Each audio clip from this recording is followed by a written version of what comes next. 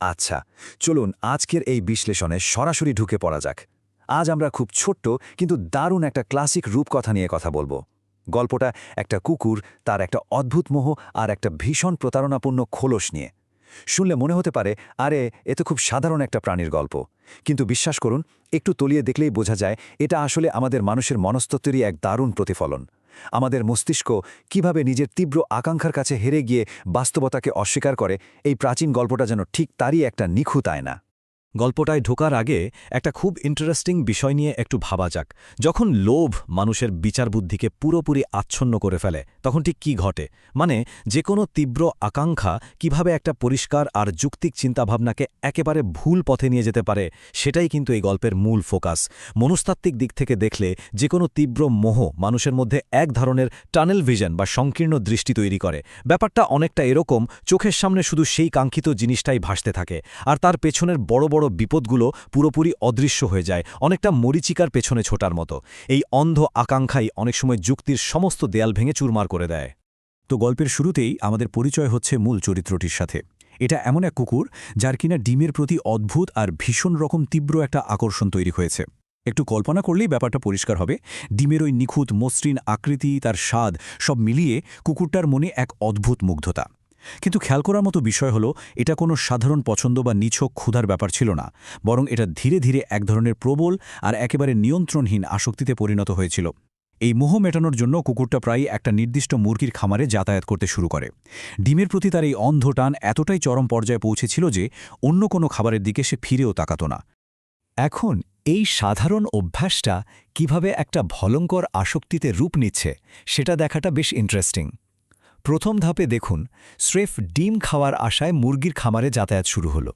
এরপর দ্বিতীয় ধাপে সেই যাতায়াতের ফলেই কিন্তু ধীরে ধীরে লোভের পারদ চড়তে থাকে। আর আমরা তো জানি, লোভ কখনোই অল্পতে সন্তুষ্ট হয় না। চূড়ান্ত ধাপে গিয়ে কুকুরটা এতটাই লোভী হয়ে ওঠে যে ডিম চিবিয়ে খাওয়ার মতো সামান্য ধৈর্যটুকুও তার আর থাকে না। সবচেয়ে অদ্ভুত ব্যাপার হলো, সে তার কুকুরের স্বাভাবিক প্রবৃত্তিটাই ভুলে যায়। অনেকটা পেলিকান পাখির মতো কোনো রকম দ্বিধা ছাড়েই আস্ত ডিম গিলে ফেলতে শুরু করে। এই ধাপগুলো খুব স্পষ্টভাবে দেখিয়ে দেয় কিভাবে লোভ ধীরে ধীরে কাণ্ডজ্ঞান আর স্বাভাবিক আচরণকে গিলে খায়। গল্পের এই পর্যায়ে এসে পটভূমিতে একটা বড়সড় পরিবর্তন আসে। একদিন কুকুরটা তার সেই চেনা খামার ছেড়ে বেশ দূরে অন্য কোথাও ঘুরতে বের হয়। তো উদ্দেশ্যহীনভাবে ঘুরতে ঘুরতে সে গিয়ে পৌঁছায় একেবারে সমুদ্রের তীরে। পরিবেশ একদম আলাদা, প্রেক্ষাপট সম্পূর্ণ অচেনা।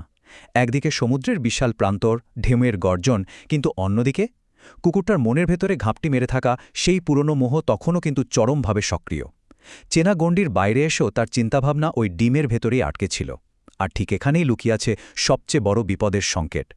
কোনো বদভ্যাস বা অন্ধ মোহ নিয়ে যখন সম্পূর্ণ অচেনা কোনো পরিবেশে পা রাখা হয়, তখন সেটা এক মারাত্মক দুর্ভাগ্যজনক ঘটনার জন্ম দেওয়ার জন্য যেন একেবারে প্রস্তুত হয়ে থাকে। এখানে সবচেয়ে চমকপ্রদ বিষয়টা হলো দৃষ্টিভ্রম আর বাস্তবতার মধ্যেকার বিশাল এক দ্বন্দ্ব। সমুদ্র তীরে ঘুরতে ঘুরতে কুকুরটা বালুর ওপর একটা ঝিনুক দেখতে পায়। মনস্তত্ত্বের ভাষায় একে বলা যায় প্যাটার্ন রেকগনিশনের এক চরম ব্যর্থতা। কুকুরটার মন তো আগে থেকেই গোলাকার জিনিসের প্রতি অন্ধ মোহে ডুবেছিল, তাই সমুদ্রের তীরে অচেনা একটা গোলাকার বস্তু দেখেই তার মস্তিষ্ক সাথে সাথে সিগন্যাল দিল, আরে এটা তো নিশ্চিত একটা ডিম। এখানে বাস্তবতাকে পুরোপুরি ভুলভাবে মূল্যায়ন করা হয়েছে। সমুদ্রের নোনা গন্ধ, ঝিনুকের ওই অ্যাব্রোখেব্রো উপরিভাগ, সবকিছুই মস্তিষ্ক সম্পূর্ণ এড়িয়ে গেল। একটা লোভনীয় ডিমের জায়গায় সেখানে পড়েছিল ভীষণ প্রতারণাপূর্ণ, পাথরের মতো শক্ত খোলসযুক্ত একটা ঝিনুক। স্রেফ গোলাকার আকৃতির কারণে আসল জিনিসটাকে চিনতে কি মারাত্মকভাবেই না সে ব্যর্থ হল। ঘটনাগুলো কিভাবে মোড় নিচ্ছে আর কতটা দ্রুত ঘটছে সেটা একটু খেয়াল করা যাক। দীর্ঘ একটা সময় ধরে খামারে মোহ তৈরি হলো, তারপর একদিন সমুদ্র সৈকতে আসা হলো। কিন্তু সবচেয়ে মারাত্মক আর ধ্বংসাত্মক অংশটা হলো এক মুহূর্তের মধ্যে নেওয়া সিদ্ধান্তটা। এই ভগ্নাংশ সময়ের ভুলটাই পুরো খেলা ঘুরিয়ে দেয়।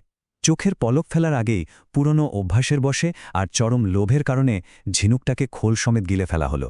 তিল তিল করে গড়ে ওঠা একটা মোহ কিভাবে এক মুহূর্তের অবিবেচকের মতো সিদ্ধান্তে কাল হয়ে দাঁড়ায়, এটা তার একটা নিখুঁত উদাহরণ।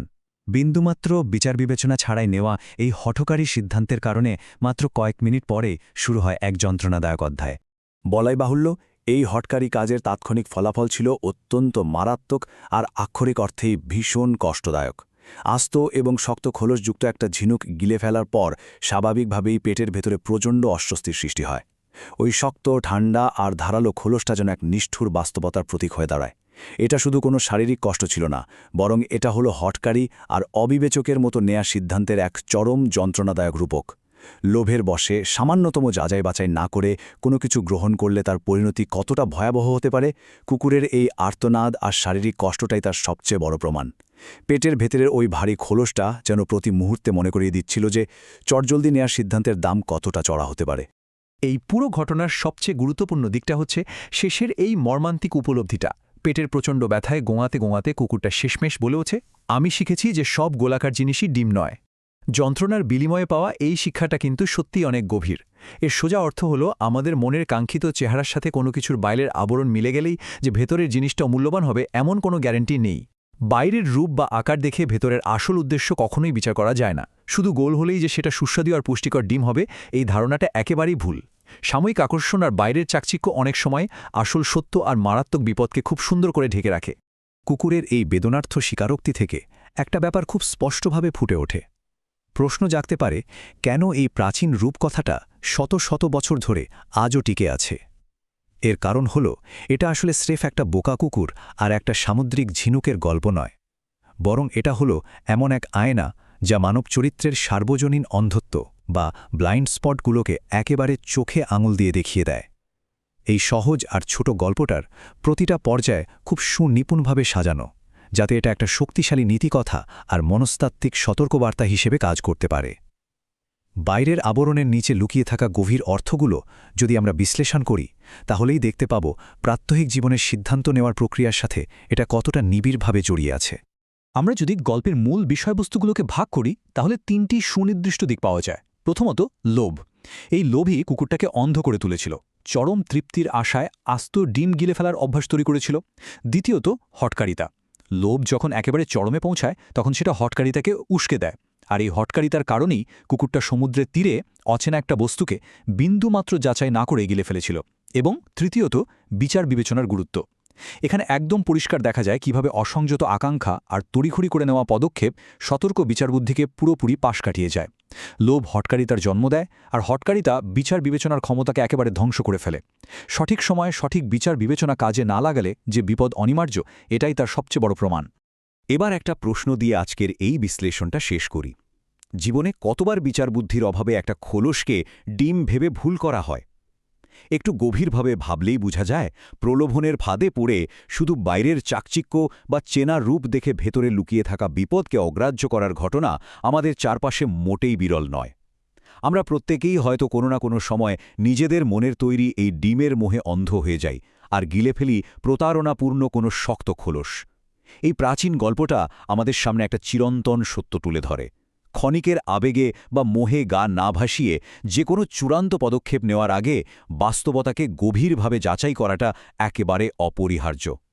আশা করি আজকের এই আলোচনাটি গল্পের ভেতরে লুকিয়ে থাকা গভীর মনস্তত্ত্বকে নতুন করে ভাবতে সাহায্য করবে।